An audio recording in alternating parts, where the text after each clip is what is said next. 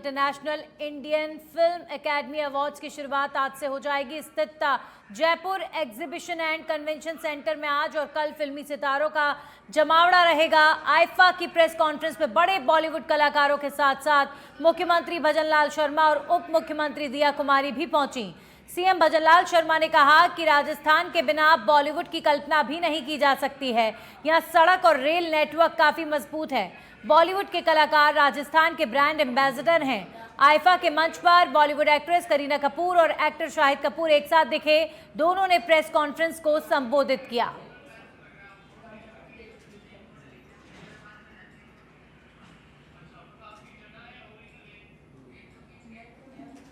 सबसे पहले तो आप सभी का इस राजस्थान की शक्ति और भक्ति की धरती पर और जयपुर गुलाबी नगर में बहुत बहुत स्वागत, बहुत बहुत आप सभी का अभिनंदन। राजस्थान की और राजस्थान वासियों की तरफ से आपका बहुत बहुत स्वागत है, बहुत बहुत अभिनंदन है। आज राजस्थान के लिए एक ऐतिहासिक क्षण है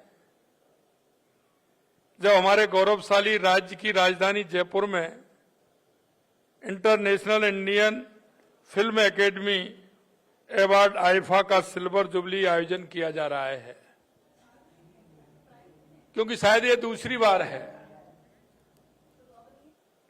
एक बार 2022 में मुंबई के अंदर हुआ था कोरोना के समय में, और शायद ये देश में दूसरी बार हो रहा है, इसलिए मुझे और खुशी है। प्रतिष्ठित आईफा अवार्ड्स का आयोजन राजस्थान में पहली बार और देश में दूसरी बार आयोजित हो रहा है। ये प्रदेश के लिए गर्व की बात है। ये केवल एक अवार्ड समारोह नहीं, बल्कि भारतीय सिनेमा और संस्कृति के वैश्विक विस्तार का प्रतीक भी है, जिससे राजस्थान को अंतर्राष्ट्रीय फिल्म और मनोरंजन उद्योग में नई पहचान भी मिलेगी।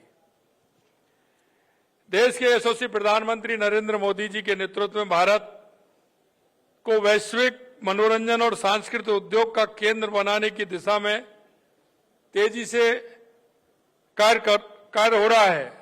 आईफा का यह आयोजन उसी विजन का एक सशक्त प्रतिबिंब है। प्रदेश की राजधानी जयपुर में आईफा का आयोजन राजस्थान को एक वैश्विक फिल्म शूटिंग स्थल, डेस्टिनेशन वेडिंग और लाइव इवेंट्स के लिए प्रमुख केंद्र के रूप में भी स्थापित करेगा। इस आयोजन से राजस्थान में कॉन्सर्ट टूरिज्म के नए आयाम भी खुलेंगे। राजस्थान सदियों से अपनी भव्यता, शाही विरासत और राष्ट्रीय आतिथ्य के लिए प्रसिद्ध रहा है। हर साल हजारों विवाह यहाँ के भव्य महलों, किलों, हवेलियों और होटलों में होते हैं। और सबसे बड़ी बात तो मुझे जब महसूस हुई कि राजस्थान की, जब मैं कोरिया की यात्रा पर था और वहां मेरे से मिलने के लिए वहां के प्रमुख उद्योगपति आए और उन्होंने मेरे से इस बात के लिए कहा कि राजस्थान में हम शादी करना चाहते हैं, लेकिन 2 साल की बुकिंग है, आप इसे कम करा दीजिए। तो मैंने वहां से फोन करके कहा और उनका 1 साल के लिए मैंने कहा कि भाई इनको कैसे भी करके आप समय दीजिए। तो उन्होंने कहा कि साहब 1 साल के लिए हम शादी टालते हैं, अगर राजस्थान में 1 साल में भी मिल जाएगी तो शादी हम करेंगे। बहुत बहुत आपका धन्यवाद दूंगी। स्वागत आप सभी का राजस्थान में।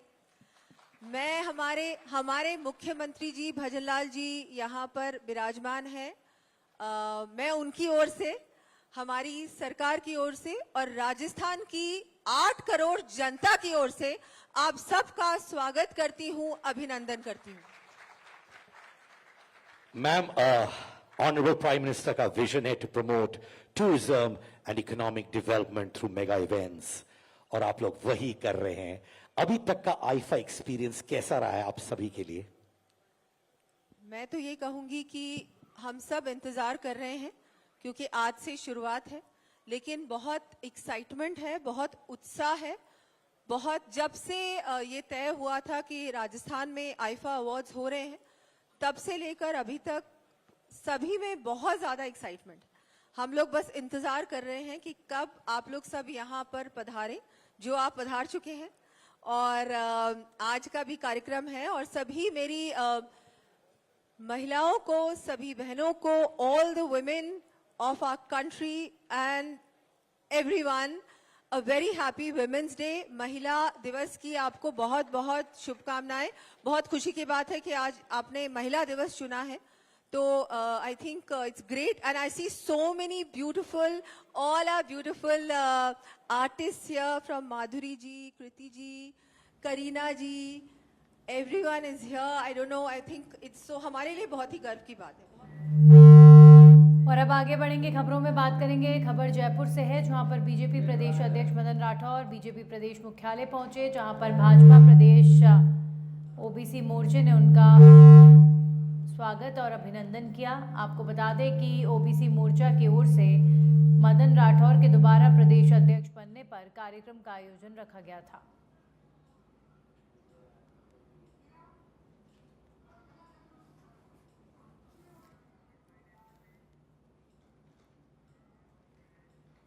वहीं दिल्ली के इंडिया हैबिटेट सेंटर में समारोह का आयोजन, राजस्थान रोडवेज को दिए गए 3 अवार्ड। प्रथम महिला आईपीएस किरण बेदी ने पुरस्कार दिए।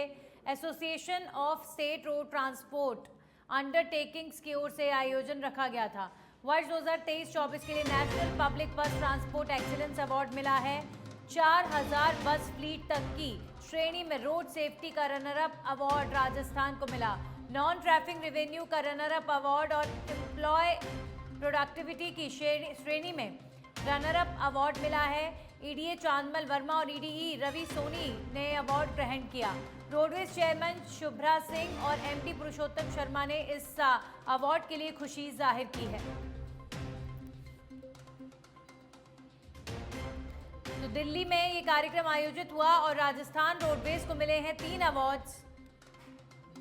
इंडिया हैबिटेट सेंटर में समारोह में राजस्थान रोडवेज को 3 अवार्ड से सम्मानित किया गया।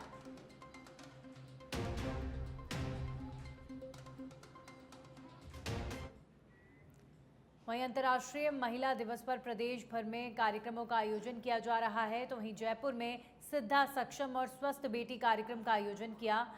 कार्यक्रम का आयोजन यूनियन फुटबॉल क्लब जयपुर में किया गया, जिसमें बड़ी संख्या में स्कूल और कॉलेज की छात्राओं ने भाग लिया। कार्यक्रम का उद्देश्य ग्रामीण एवं शहरी क्षेत्र की बालिकाओं को खेलों में सहभागिता बढ़ाने के लिए प्रोत्साहित, स्वास्थ्य एवं स्वच्छता की जानकारी, आत्मरक्षा हेतु प्रशिक्षण समेत पौष्टिक खान-पान की जानकारी देने के लिए कार्यक्रम आयोजित किया गया। ये अचीव संस्था के सिद्धा कार्यक्रम का उद्देश्य है कि हम जो लड़कियां हैं जो स्कूल में पढ़ रही हैं, कॉलेज में पढ़ रही हैं और और ग्रामीण क्षेत्रों से खास तौर से जो आई हैं, उनको हर क्षेत्र में सक्षम बनाने का। तो हमने इसका जो कैप्शन रखा है, हमने सक्षम और स्वस्थ बेटी रखा है। तो बेटी स्वस्थ होगी तभी वो सक्षम बनेगी। तो उसको स्वास्थ्य की जानकारी देना, हेल्थ की, हाइजीन की, और साथ साथ हम उनको एक सेल्फ डिफेंस की ट्रेनिंग दे रहे हैं। कमांडो जो हमने अग्निवीर से बुलाए हैं, वो उनको आत्मरक्षा की ट्रेनिंग देंगे ताकि वो आगे बढ़ती है, पढ़ाई के लिए बाहर जाती हैं, जॉब के लिए बाहर जाती हैं, तो अपनी रक्षा स्वयं कर सकें।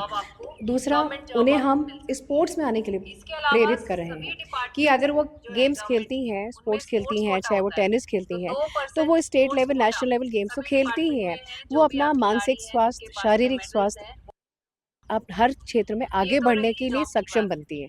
तो आज हम उनको इस तरह की ट्रेनिंग दे रहे हैं सिद्धा कार्यक्रम में। उनको बढ़ रही हैं, उनको हम प्रमाण पत्र भी दे रहे हैं, उनका सम्मान भी कर रहे हैं और उनको अवार्ड्स भी दे रहे हैं ताकि वो प्रेरित हो, मोटिवेट हो और आगे स्पोर्ट्स में। भीलवाड़ा के शंभूगढ़ थाना क्षेत्र के अंतर्गत माधोपुरा गांव में मुखबिर के जरिए मिली सूचना के आधार पर शंभूगढ़ पुलिस ने एक खेत पर दबिश दी, जिसमें अवैध रूप से अफीम की खेती करना पाया गया। पुलिस ने मौके पर किसान को गिरफ्तार कर लिया है, वहीं खेत मालिक मौके से फरार है। आपको बता दें कि गेहूं की फसल की आड़ में 4425 अवैध अफीम के पौधे खेत में पाए गए। पुलिस ने एनडीपीएस एक्ट के तहत मामला दर्ज कर लिया है। वहीं झुंझुनू जिले समेत शेखावाटी में हर तरफ होली के रंग बिखरने लगे हैं। कहीं पर चंग पर धमाल हो रही है तो कहीं पर फागोत्सव में फूलों की होली खेली जा रही है। शहर में खटीकान मोहल्ले में कई परिवार चंग बनाने में लगे हैं। पिछले 30 साल से ज्यादा समय से चंग बना रहे अमर सिंह ने बताया कि उनके दादा परदादा समेत कई पीढ़ियां पुश्तैनी रूप से चंग बनाने का कार्य कर रही हैं।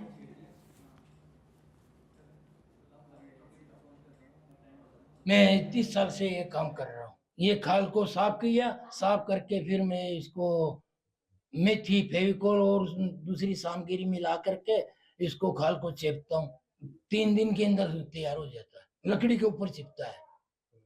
ये आम की लकड़ी है, ये आम की लकड़ी का फ्रेम है और फ्रेम से ही ये तैयार होता है। रुचि ये आई है कि ये डब्बे संग 10 आदमी 15 आदमी बैठ करके वार्ड के अंदर या चौक में, सार्वजनिक चौक में खड़े होकर बजाएं।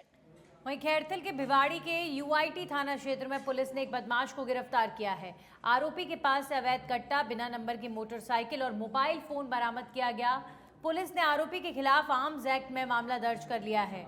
वहीं आरोपी को गवाहों को धमकाने से रोकने और जांच में सहयोग सुनिश्चित करने के लिए हिरासत में लिया गया है। ये आरिफ पुत्र दीन मोहम्मद निवासी नारपुर, थाना तावड़ू, जिला नूह मेवात का हमारे थाने के मुकदमा नंबर 178/22 में वांटेड था। 1000 रुपये का एसपी साहब की तरफ से इनाम था। इसको हम कई दिनों से तलाश कर रहे थे।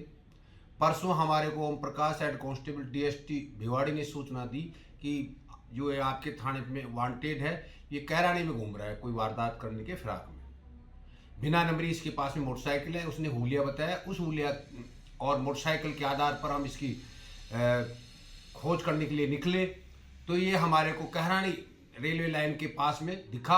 हमारी गाड़ी को देख करके भगा और कहरानी अंडरपास के पास में मोटरसाइकिल को पटक करके और रेलवे ट्रैक पर छड़ने लग गया। तो वहाँ इसका पैर फिसल गया, पैर इसका चोटग्रस्त हुआ। इसको हमने मौके पर इसकी तलाशी ली तो इसके पास में एक अवैध कट्टा मिला और एक चोरी की मोटरसाइकिल मिली है। ये कई वारदातों में शामिल है, चोरी करने का आदमी है। सर, अगर पूछताछ में अगर सामने आया तो विभिन्न कितने थानों में इसके खिलाफ मामले दर्ज है? अब तक कितनी चोरी की बाइकें ये ले चुका है? ये अभी तक इसके 6 मुकदमे दर्ज हैं और भी हम जगह जगह से पूछताछ कर रहे हैं और इससे अनुसंधान कर रहे हैं। एक हमारे चौपान के थाने की चोरी की मोटरसाइकिल बरामद किए और भी ये वारदातें कबूल कर रहा है। इसका 5 दिन का पीसी लेकर के आए हैं हम और इससे और भी चोरी की वारदातें खुलने की पूरी संभावना है। सर, पकड़ा गया जो आरोपी है वो किसी वाहन चोर गैंग का सदस्य है या अकेला इस चीज़ों को अंजाम देता है? ये कभी कभी उसके साथ में गिद्दड़ के साथ में भी कर लेता है और बाकी खुद भी मोटरसाइकिल। वहीं जैसलमेर से बड़ी खबर है। राज्यपाल हरिभाऊ किसनराव बागड़े का जैसलमेर दौरे का दूसरा दिन है। राज्यपाल बागड़े सड़क मार्ग से धर्मस्थली रामदेवरा धाम पहुंचे। राज्यपाल ने लोक देवता बाबा रामदेव की समाधि के दर्शन भी किए हैं। राज्यपाल ने देश प्रदेश में अमन, चैन और खुशहाली की कामना की। पोखरण विधायक महंत प्रतापपुरी ने तस्वीर भेंट कर राज्यपाल का स्वागत भी किया है। अतिरिक्त जिला कलेक्टर परसाराम, एसडीएम समेत अन्य अधिकारी उपस्थित रहे। वहीं राज्यपाल बागड़े का जैसलमेर दौरे का दूसरा दिन है।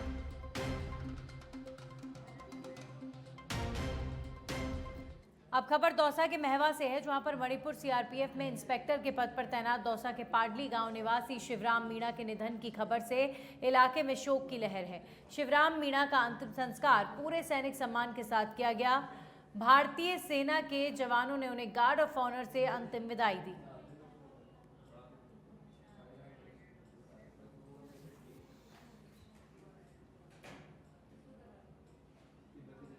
अब खबरों में आगे बढ़ेंगे और बात करेंगे झुंझुनू शहर में पानी के बिलों के 10 करोड़ रुपए बकाया चल रहे हैं, जिनकी रिकवरी के लिए पीएचईडी ने सख्त रवैया अपना लिया है।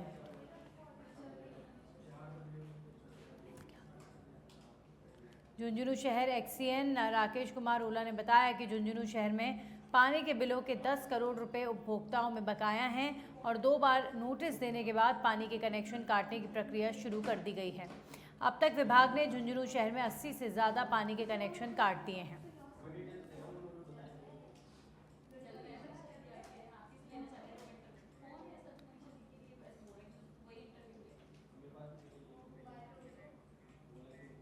अब खबरों में आगे बढ़ेंगे और बात करेंगे भजनलाल कैबिनेट की बैठक। आज शाम 4 बजे होगी कैबिनेट की बैठक। शाम करीब 5:30 बजे के लगभग प्रेस कॉन्फ्रेंस भी होगी। तो 4 बजे कैबिनेट की बैठक, भजनलाल कैबिनेट की बैठक आज होने जा रही है। कई महत्वपूर्ण निर्णय लिए जा सकते हैं। फिर उसके बाद शाम 5:30 बजे प्रेस कॉन्फ्रेंस होगी। मुख्यमंत्री भजनलाल शर्मा की अध्यक्षता में कैबिनेट के तमाम मंत्री इस बैठक का हिस्सा बनेंगे और विकास के मुद्दों को लेकर चर्चा और साथ साथ कई महत्वपूर्ण डिसीजंस लिए जा सकते हैं। 5:30 बजे प्रेस कॉन्फ्रेंस कर सभी को ये जानकारी दी जाएगी कि आखिर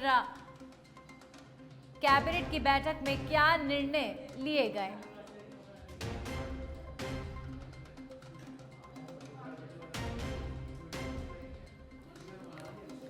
तो शाम 4 बजे भजनलाल कैबिनेट की बैठक, कई मुद्दों पर अहम फैसला संभव। 5:30 बजे प्रेस कॉन्फ्रेंस भी होगी और सभी को जानकारी दी जाएगी।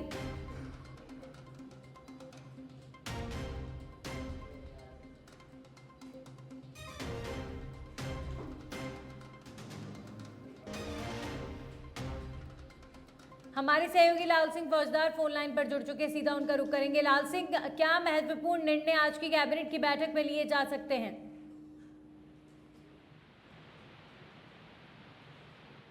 लाल सिंह, मेरी आवाज आप तक पहुंच रही है?